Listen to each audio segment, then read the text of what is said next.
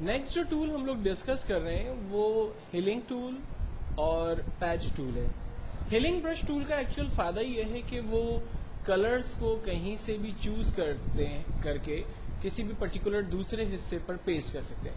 مثال کے طور پر میرے پاس سی کے اندر پروگرام فائل ایڈوب فوٹوشاپ 7 اور سیمپل کے اندر ایک ڈک کی پکچر ہے, اور میں یہاں غور سے اگر دیکھوں تو مجھے پتا چلے گا کہ اس ڈک کی دونوں آئیز جو ہے وہ ڈفرنٹ ہے.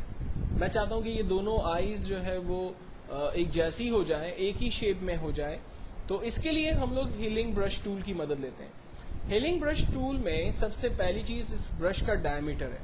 تو ہم برش کے ڈائمیٹر کو اپنے حساب سے بڑا کرتے ہیں. لائک میں اس کے ڈائمیٹر کو آلموسٹ 45 کے آس پاس سیٹ کر لیتا ہوں, اور دین اس کے بعد ایک آئی کے اوپر اپنے ہیلنگ برش ٹول کو جسٹ سمپل میں نے رکھا ہوا ہے.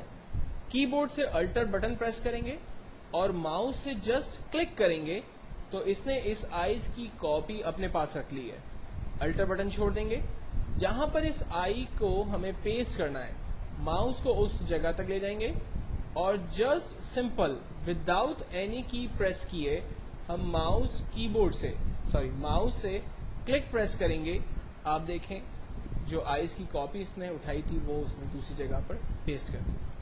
اگر اسی آئی کی کاپی مجھے ایک اور دفعہ چاہیے تو میں نے الٹر بٹن پریس کر کے رکھا, جب ماؤس کا سائن چینج ہو گیا تب میں نے کلک بٹن پریس کیا, یہ کاپی اس کے پاس آ گئی اور میں اسے کسی دوسری جگہ پر پیسٹ کر سکتا ہوں. اور اگر میں یہ چاہوں کہ ان دونوں آئیز کو میں ریموو کر دوں تو اس کا بہترین طریقہ یہ ہوگا کہ برابر میں جو اس کی اسکن کلر ہے اس کو میں الٹر کی مدد سے چوز کرتا ہوں اور اس کو میں جسٹ اس کے اوپر پیسٹ کر دیتا ہوں. آپ دیکھیں یہ اس کی ایک آئی کو میں نے ریموو کر دیا. اسی طرح سے الٹر کی مدد لے کر میں نے یہ حصے کی کاپی لی اور اسے میں نے دوسرے حصے پر جا کر پیسٹ کر دیا. تو اس طرح سے میں نے اس ڈک کے دونوں آئی کو ریموو کر دیا اور اسی کے اسکن کلر کو یوز کرتے ہوئے اسی امیج کے اوپر میں نے پیسٹ کر دیا. اب یہ تو ایک کارٹون کیریکٹر تھا جس پر میں نے کچھ کام کیا. اگر ریئل لائف ایگزامپل کی ہم بات کریں, مثال کے طور پر میرے پاس یہ ایک لیڈی ہے جس کے گلے میں ایک چین ہے اور میں چاہ رہا ہوں کہ اس چین کو میں ریموو کر دوں, تو ہم اسی ہیلنگ ٹول کی مدد لیتے ہیں. برش کے ڈائمیٹر کو اسکن کے حوالے سے ہم سائز میں چھوٹا کرتے ہیں جتنا ہماری ریکوائرمنٹ ہے, اور اسکن کے کلر میں سے جسٹ ہم لوگ الٹر کی مدد سے کلک کر کے اسکن کلر کو سلیکٹ کرتے ہیں اور اس لاکٹ کے اوپر پیلس کو پیسٹ کرتے ہیں اور اس طرح سے باری باری ہم دیکھیں اس حصے کو ریموو کر دیتے ہیں. ریموو کرنے کے بعد زوم سائز کو فٹ ٹو اسکرین کر دیتے ہیں. آپ دیکھیں ہیلنگ ٹول کی مدد سے ہم نے اس چین کو بیسکلی ریموو کر دیا. ہیلنگ برش ٹول کے بعد جو نیکسٹ ٹول ہے ہمارے پاس وہ پیچ ٹول ہے, اور پیچ ٹول کے لیے میں دوبارہ آپ کو اسی ڈک کی ایگزامپل کی طرف لے کے چلتا ہوں کیونکہ وہ زیادہ آسان طریقے سے سمجھ میں آئے گا ہمیں.